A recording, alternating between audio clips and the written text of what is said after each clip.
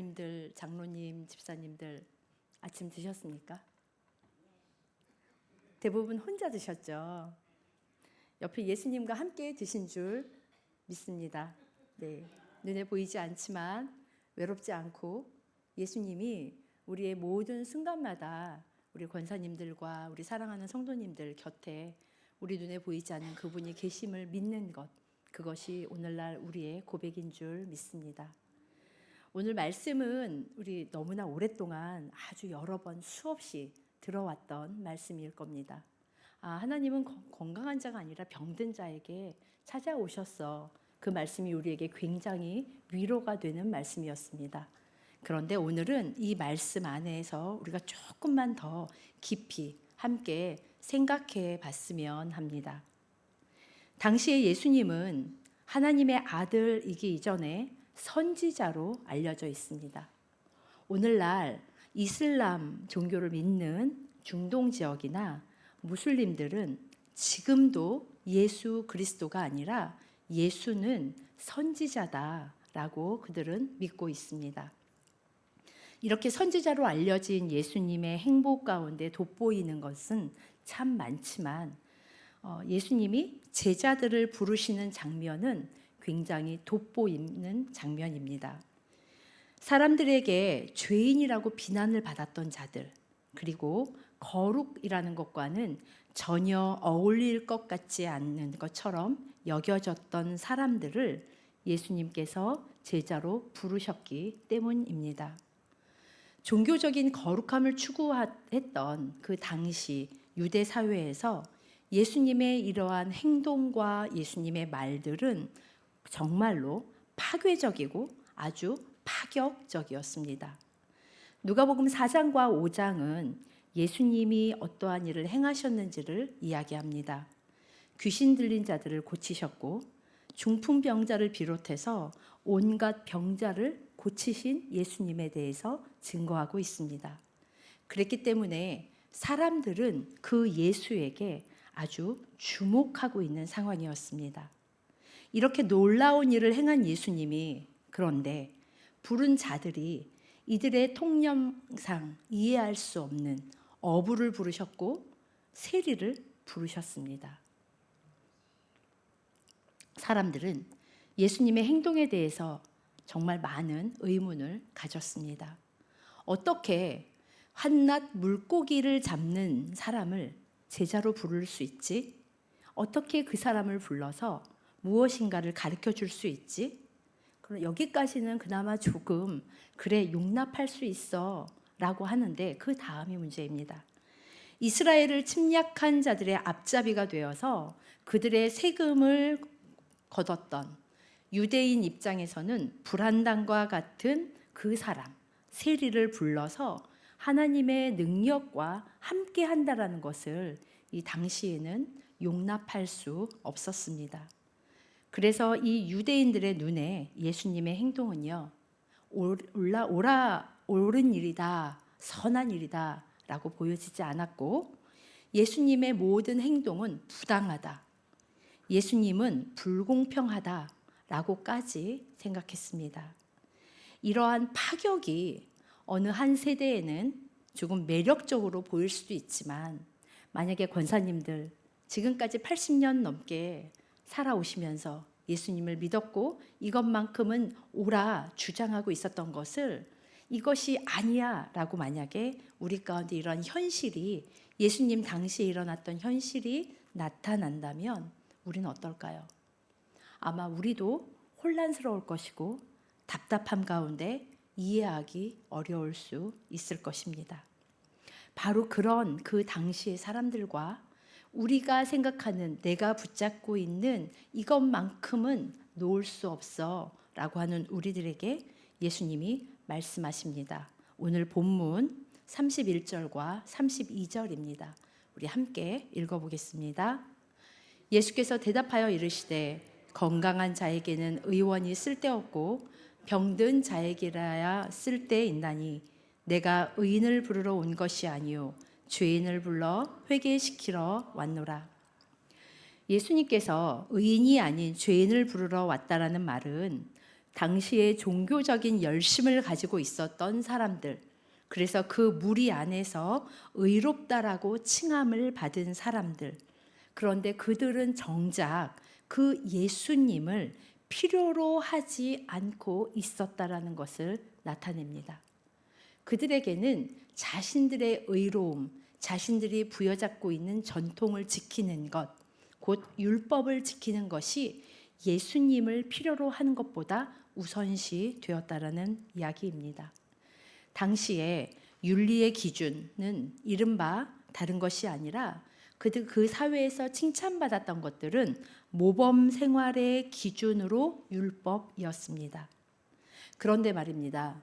어떻게 된 일인지 그렇게 모범 생활의 기준인 율법을 지켰던 자들은 계속해서 예수님과 가까워지는 것이 아니라 예수님과 점점 멀어지고 더 나아가서 대립하게 되었습니다. 이는 율법을 주신 하나님의 뜻을 이해하는 것이 예수님과 유대인들이 달랐기 때문입니다. 오늘날도 마찬가지입니다. 하나님의 말씀을 우리는 어느 정도 읽고 해석할 능력과 성령 하나님의 도우심을 우리는 받으며 살아갑니다. 그러는 가운데 하나님의 말씀을 하나님의 말씀하시는 말씀이 아니라 내 편리에 의해서 해석하거나 이해하는데 우리는 사실 조금 더 익숙해져 있지 않으신지. 그 결과 겉으로 우리는 나는 죄인이야 라고 말합니다. 하지만 가끔은 나 스스로 나 정도면 괜찮지 않아? 이 정도면 신앙생활 열심히 한 거 아니야? 이 정도면 그래도 하나님이 인정하지 않으실까? 라고 생각하는 경우, 이러한 경우에 우리는 자칫하면 오류에 빠지게 됩니다.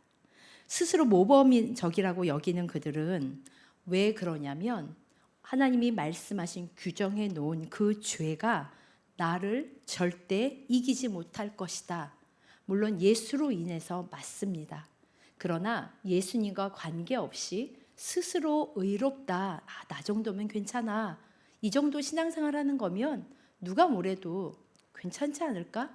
라는 생각에 빠져서 우리는 어리석은 상황 가운데 죄에 대한 해석을 편리하게 할 때가 있습니다. 이 말은 죄에 대한 편리한 해석을 갖고 있다라는 것은 곧 하나님을 알지 못한다라는 반증일 것입니다. 예수님을 따라서 하나님을 찾는 사람들의 공통점은 역사 가운데 여러 가지를 얘기할 수 있겠지만 개인과 공동체의 회개로부터 출발하기 때문입니다. 회개 없이 하나님을 알 수 없다라는 것입니다. 이스라엘의 죄를 고백했었던 요시야 왕이 그러했습니다. 또한 율법을 앞에 놓고 통곡하였던 우리 에스라가 그러했습니다. 성경에 나오는 수많은 우리의 믿음의 선조들이 그러했습니다. 그렇다면 예수님이 단순히 건강한 자가 아니라 아픈 자, 부자가 아니라 가난한 자를 그냥 선의에 의해서 부르셨다라는 것으로 이 말씀을 굉장히 단순하게 읽을 수는 없다라는 것입니다. 곧 이 말씀은 회개를 이야기합니다. 회개란 공동체와 우리 자신의 죄를 고백하는 것입니다. 그리고 고백하고 여호와 하나님 앞에 돌아오는 것입니다. 하나님 앞에서 나의 삶의 기준이 하나님 앞에 두는 것입니다. 그래서 나 자신이 훈련되어져서 나의 가까운 이웃이, 지인이, 가족이, 더 나아가서 교회 공동체가 모든 삶의 기준을 하나님 앞에 두는 것, 이것이 회개의 핵심일 것입니다. 바로 회개의 핵심은 이렇게 우리를 지배하고 있는 죄가 분명하게 하나님 앞에서 들추어지고 드러나는 것부터 출발할 것입니다. 이것이 회개이고 이것이 하나님의 부르심 앞에 우리가 거쳐 나가야 되는, 마땅히 하나님 앞에 서야 하는, 고통스럽지만 외면해서는 안 되는 우리의 진실일 것입니다. 하나님께서 이스라엘 백성에게 주신 율법과 성막을 중심으로 모든 규범은 항상 무엇인가를 경계해라, 그리고 훈련해라 라고 말씀하고 있습니다. 율법을 통해서 정결한 것, 부정한 것, 이 모든 것들을 구별하는 것은 하나님께 드리는 우리의 일상의 세상에서 구별되어져 있는 매일의 삶, 이것을 통해서 우리는 훈련되어지고 그것이 하나님이 우리를 부르시는 부르심의 반응이라고 믿습니다. 그런데 성막에서처럼, 그리고 오늘날은 교회에서 날마다 예배를 드리고 우리 언약의 제사를 드렸던, 그래서 율법을 엄격하게 지키면 지킬수록 자꾸 이상한 문제가 발생하게 됩니다. 율법을 철저히 지킬수록 그 율법이 목표가 되어져서 하나님이 주신 선량함과 하나님이 주신 생명이 사실 내 안에서 시간이 지나며 점점점 메말라지게 된다는 것입니다. 그 한 예로 우리는 누가복음 7장을 잠시 볼 수 있는데요. 당시에 부정한 사람과 이렇게 조금만 스치는 것에 대해서도 그 사연이 어떻든 그 상대방을 일종의 혐오감을 가지고 바라봤던 우리 누가복음의 말씀이 있습니다. 7장 39절입니다. 우리 함께 읽어보겠습니다. 예수를 청한 바리새인이 그것을 보고 마음에 이르되 이 사람이 만일 선지자라면 자기를 만지는 이 여자가 누구며 어떠한 자 곧 죄인인 줄 알았으리라. 예수가 진짜 선지자라면, 하나님의 아들도 아니고요, 진짜 선지자라면 이 너를 만지는 이 여자가 얼마나 죄인인지 알았을 텐데 모르는 것 보니 이 사람은 선지자도 아닌가 보네 라고 하며 비웃는 이야기입니다. 오늘 이 장면은 예수님께서 바리새인 시몬의 집에 들어가셔서 죄인인 여인과 마주하는 그 장면의 이야기였습니다. 이 여인은 맞습니다. 유대 사회에서 규정한 율법에 의하여 죄인이었습니다. 그러나 그 여인은 예수님 앞에 나와서 향유를 부었습니다. 그리고 예수님의 발을 자신의 눈물로, 자신의 머리카락으로 닦았습니다. 다시 말하자면 바리새인은 예수님이 만약 선지자라면 이렇게 부정한 여인하고 함께 앉아 있는 것조차 행하지 않았을 텐데 라고 생각했습니다. 그러나 이 시대는 구약 시대가 아니라 하나님의 은혜의 우리 신약 시대라는 것을 우리는 알고 있습니다. 이들의 이러한 관념은, 통상적인 이들의 전통에 대한 사고는 이스라엘을 부르신 하나님의 뜻에서 벗어나는 일이었습니다. 이에 대해서 예수님은 율법에 담겨 있는 하나님의 선하심이 사람들 가운데 어떻게 이루어져야 할지 하나님은 아셨습니다. 그것은 곧 하나님의 아들 예수님을 화목제물로 삼으심으로 이 모든 것들을 새롭게 가능하게 하시는 것, 그것이 하나님의 일하심이라는 것을 우리는 성경을 통해서 이미 알고 있습니다. 이를 통해서 예수님이 화목제물로 돌아가심을, 죽으심을 통해서 하나님과 우리 사람의 관계가 회복되어지고 사람을 향했던 죄의 지배가 끊어진다라고 성경은 이야기합니다. 그 중에 한 구절을 우리 함께 읽어보겠습니다. 요한 1서 4장 9절입니다. 하나님의 사랑이 우리에게 이렇게 나타낸 바 되었으니 하나님이 자기의 독생자를 세상은 우리를 살리려 하심이라. 이것이 죄가 일으키는 세상의 모든 문제에 대해서 정말로 완벽하고 궁극적인 해결책이라고 하나님은 말씀하십니다. 이제부터 성전과 율법이 아닌 너희가 들었고 너희가 지켰던 율법, 눈에 보이는 성전, 이것이 아닌 예수님을 통해 죄의 문제와 하나님과의 교제가 새롭게 시작된다라는 선포였습니다. 하지만 율법이 가지고 있는 의로움을 지지했던 이 당대 유대인들의 입장에서 다시 한번 말씀드리지만 예수님의 행동과 가르침은 결코 그냥 가볍게 그래 그런가 보다라고 넘어갈 수 있는 문제가 아니었습니다.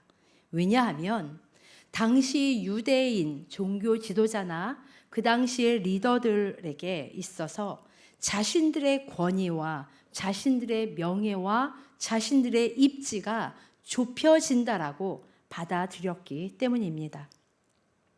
오늘날 우리 안에도 이러한 싸움은 여전히 존재합니다.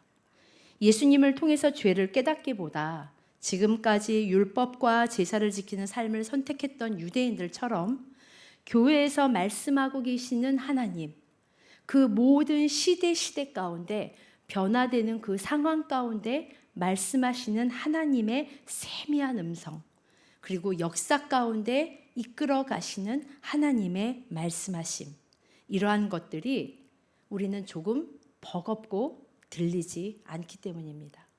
그래서 지금까지 신앙생활을 해왔던 익숙했던 모습, 익숙했던 전통, 익숙했던 감정, 형태에 머물러서 어쩌면 우리는 이 유대인들처럼 우리 자신의 소리 외에는 듣지 못하는 처량한 신세가 된 것이 오늘날 교회의 모습이 아닐까 싶습니다. 이러한 모습은요, 이 세대에만 일어나는 것이 아니라 하나님의 교회가 이 땅에 도래한 이후 하나님의 백성들이 죄 가운데서 부르심을 받은 그 날부터도 여전히 역사 안에서 나의 소리에 집중하는 것은 하나님의 소리가 아닌 내 안에, 우리 안의 소리에 집중하는 것은 반복적으로 일어나고 있습니다. 우리가 기억해야 할 것은 율법주의에 사로잡힌 유대인들처럼 우리들도 이렇게 착각할 수 있다는 것입니다. 어쩌면 신앙생활을 교회에서 열심히 섬김을 하고 그리고 교회 생활을 열심히 함으로 우리 자신의 종교성, 나는 하나님을 잘 믿고 있어 라고 증명하도록 하는 죄가 우리를 그렇게 유혹하게 하는 그 죄의 세력을 우리는 마땅히 견제해야 합니다. 내가 예배를 빠지지 않고 있으니 내가 하나님 앞에 헌금을 하고 있고 내가 그 예배 외에 나머지 것들도 나의 대부분의 시간을 하나님 앞에 교회에 섬기고 봉사하고 있으니 라고 우리도 모르게 우리 안에 형성되어진 하나님을 향한 그 생수와 같은 말랑말랑함이 아니라 딱딱하게 굳어져 있는 메마른 종교성이 우리를 죄로 이끌고 간다라는 것입니다. 그것이 곧 유대인들이 예수님을 향한 의문이었고 유대인들의 모습이었습니다. 이제 우리는 몇 가지를 생각해 볼 수 있습니다. 예수님께서 요구하시는 회개는 과연 무엇일까? 단순히 그냥 회개. 유대 사회에서 의인이라고 인정받았던 이들은 왜 예수님을 따르지 않았을까? 예수님께 칭찬받은 이들이 왜 죄인이라고 불렸던 그들을 예수님은 칭찬하시며 부르셨을까? 우리는 생각해 봐야 합니다. 사람들은 예수님께서 자신들이 원하는 것을 보여줄 것이라고 생각하기 때문에 당시에나 오늘날도 여전히 하나님의 사인, 하나님의 기적에 우리는 목마라 합니다. 우리는 주목합니다. 예수님이 우리들의 자신들의 생각에 맞추어 줄 것이다 라는 이상한 확신을 가지고 있기 때문입니다. 내가 기도하면 무조건 병이 나아야 하며 내가 기도하면 무조건 나의 모든 형편이 변화받아야 하며 내가 기도하면 무조건 하나님이 내 편에 서 주셔야 한다라는 이 말씀은 우리가 가지고 있는 순수한 신앙의 기초이지만 이것이 우리의 잘못된 굳어져 있는 신앙, 굳어져 있는 종교성으로 나타날 땐 문제가 될 것입니다. 제자들의 반응이 바로 다르지 않았습니다. 그러나 이들은 그냥 예수님은 능력이 있는 분이니까 그냥 반가운 마음에 단순히 쫓아만 갔을까요? 결코 그렇게 단순하고 쉬운 이야기가 아닙니다. 예수님은 영생을 구하는 어떤 관원에게 말씀하십니다. 너는 너의 모든 것들을 팔아서 가난한 자들에게 주고 나를 좇으라. 우리 누가복음 18장 22절 말씀 우리 함께 읽어보겠습니다. 내게 있는 것을 다 팔아 가난한 자들에게 나눠주라. 그리하면 하늘에서 내게 보화가 있으리라. 그리고 와서 맞습니다. 따라라. 이것이 예수님이 이 청년뿐이 아니라 제자들에게 요구하시는 것이었습니다. 예수님을 따르는 사람은 내가 의지하는 최후의 보루, 비장의 마지막 수를 하나님 앞에 과감히 떠나 보내야 한다라는 것입니다. 이것만큼은이라고 내가 부여잡고 있는 것이 돈일 수도 있고요, 자녀일 수도 있고, 나의 미래에 대한 성공일 수도 있고, 별것 아니지만 이것만큼은이라고 움켜잡고 있는 바로 그것을 지금 예수님은 내려놓고 나를 따르라 라고 말씀하십니다. 목사님들에게도 그러한 우리 간증들이 참 많은데요, 선교지에 나가보면 굉장히 비슷한 고백을 참 많은 선교사들이 합니다. 당신도 그랬습니까? 나도 그랬어요. 그 중에 한 예가 바로 이것입니다. 이제 선교 훈련을 마치고 파송받는 날짜를 이제 두고, 하나님 이제 한 3개월, 6개월 얼마 후면 하나님이 나에게 보내시는 그 땅을 향해서 제가 이제 저희 가족이 나갑니다.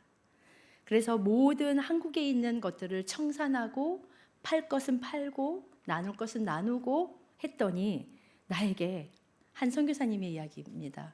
500만 원이 딱 있더랍니다. 얼마나 든든하던지. 대부분 그렇습니다. 이 500만 원이 너무나 든든해서 이것만큼은 내가 한국에서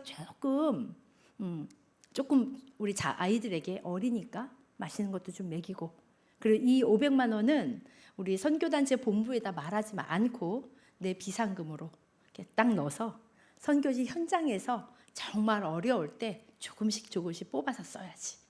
그런데 남아있는 그 마지막까지 그 500만 원의 10원까지라도 하나님은 다 쓰게 만드시는 이 모든 상황을 아무것도 없이 정말 하나님만 바라보고 그 현장으로 파송받게 하는 그런 일들이 선교사들 안에서는 참 많이 비일비재하게 고백되어지는 것들입니다. 그것을 그 500만 원을 어떤 사람에게는 2천만 원을 이것들을 부여잡고 있고자 하는 우리의 그 안위함, 힘, 위로, 그래도 이것이 나한테 있으니까 어떠한 문제가 발생할 때 해결되지 않을까라는 그조차도 내려놓게 하시는, 이것은 곧 넓은 의미에서 우리의 모든 일생을 주님께 맡기고 죄와 싸워 나아가는 우리 사람들의 기본적인 자세가 무엇인지 생각하게 만듭니다. 제자들은 예수님을 따르기 위해서 뒤로 해야 했던 것들이 있습니다. 그냥 제자니까 이들은 아무렇지도 않게 쉽게 예수님을 따랐을까요? 아닙니다. 그들에게도 가정 형편이라는 것이 있었을 것입니다. 우리가 알고 있는 제자들과 또 제자들이 낳은 예수님의 또 다른 제자들, 역사 가운데 예수님의 제자의 그 발자취를 걸어갔던 모든 사람들은 발생할 수 있는 문제를 모르지 않았습니다. 특별히 이 예수님의 제자들은 예수님을 따랐기 때문에 합당한 보상을 각 가정에 예수님이 주신 것이 아니었습니다. 더 나아가 그들은 대부분 순교했습니다. 그들은 하나님의 아들 예수를 그렇게 따랐습니다. 이것이 하나님의 부르심에 대한 반응이고 이것이 회개에 참여한 삶입니다. 우리의 신앙의 회개란 그때나 지금이나 동일합니다. 예수님을 만난 이들이 당혹스러워했던 이유가 이 당시에 바로 이런 부분입니다. 예수님의 이러한 모든 말씀과 가르침은 이해하기 어려웠습니다. 이스라엘 사회에서 예수님의 태도와 가르침은 그 당시의 사회적인 통념으로 바라볼 때 반사회적이기까지 했습니다. 왜 그렇게 느꼈을까요? 이미 앞에서 말씀드렸듯이 제자들을 부르심에 나타났던 그들이 알고 있는 의인과 죄인이라는 기준에서부터 크게 흔들어 놓으셨기 때문입니다. 그래서 그들은 받아들일 수 없었습니다.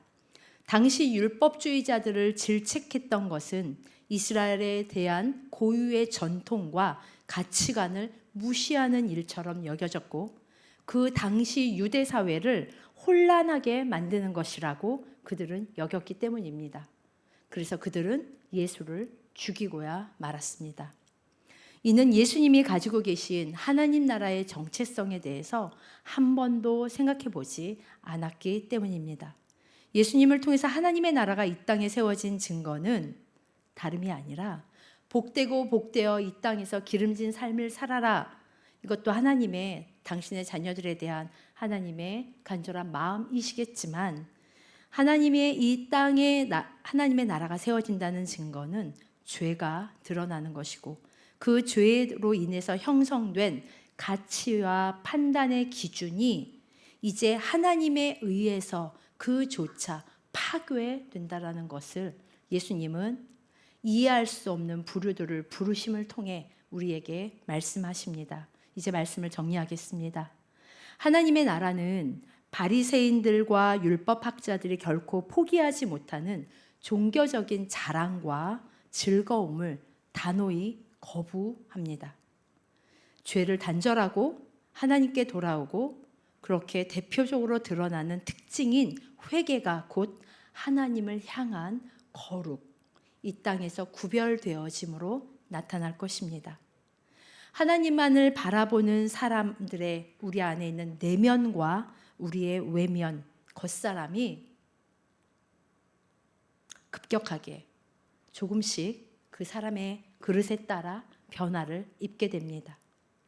죄가 드러날 때, 그 죄에 대한 우리의 판단이 그조차 하나님 앞에 무너질 때, 그리고 더 종교성에 근거했던 우리 신앙의 자랑을 이 회개는 더 이상 허락하지 않습니다. 우리가 잘 알고 있는 야고보서의 말씀은 이런 말씀이 있습니다. 너희는 외모를 보고 사람을 차별하지 말라. 이 당시에요, 왕과 귀족과 노예가 있었던 이런 신분제 세상에서 외모가 반듯하다라는 말은요, 오늘날 우리처럼 돈 좀 있고 깨끗하고 이것이 아니고요, 당연히 그 당시에는 왕과 귀족들, 종교 지도자들을 향한 이야기였습니다. 그런 세상에서 곧 이 말씀은 왕과 귀족들을, 종교 지도자들을 향해서 너희와 구별되게 특별한 눈으로 보지 말라라고 예수님은 선언하고 계시는 것이었습니다. 그래서 그들의 반발은 몹시 강했습니다. 하지만 인류는 눈에 보기 좋은 그 모든 것에서 우리는 한치도 조금도 벗어나지 못합니다. 우리도 눈에 보기에 좋은 것이 좋습니다. 그러나 하나님 나라가 전하는 힘이 우리 안에 나타날 때 우리 안에도 가치관의 변화가 일어나고, 우리가 바라보는 평가에도 변화가 일어나고, 우리의 목표와 우리의 삶의 소망이 달라질 것입니다. 하나님의 나라는 세상이 자랑스러워하는 것이 부끄러움이 될 수 있습니다.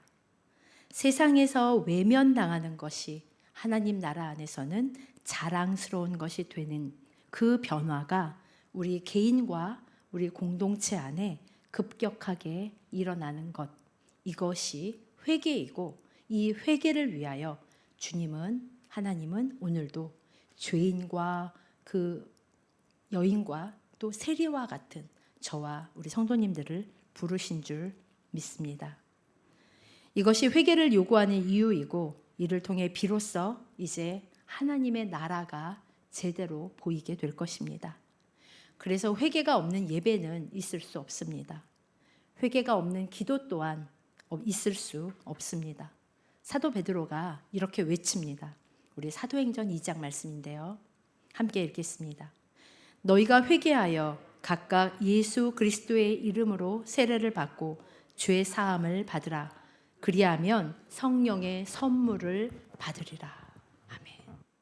성령의 선물을 우리 안에 가득가득 부어주기를 원하시는 하나님, 회개가 단순히 우리의 죄가를 고백하는 것을 뛰어넘어서 이제 예수 그리스도 하나님의 나라를 위해 전적으로 투신하고 헌신하여서 그렇게 하나님의 나라를 향해서 군사된 자로 부르시는 그 부르심 앞에 그 분을 기쁘게 해드리는 그 모습으로 서서 나가는 그 자리 가운데 우리를 부르셨다라는 것을 우리가 분명히 기억하고 우리 안에 함께 싸워 나아가는 그러한 저희 교회가 공동체가 되기를 주님의 이름으로 소망합니다.